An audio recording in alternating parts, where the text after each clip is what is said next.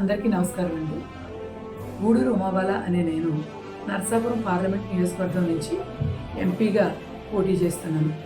మే 13వ తారీఖున జరగబోయే ఎన్నికలలో మీరు పోలింగ్ బూత్ వద్దకు ఓటు వేయడానికి వెళ్ళినప్పుడు మొట్టమొదటిగా మీరు బూత్ లోపలికి వెళ్ళినప్పుడు మొదటగా వేసే ఓటు ఎంపీ ఓటు అవుతుంది. లోపలికి వెళ్ళగానే బూత్లో 2 ఈవీఎం మెషిన్స్ ఉంటాయి.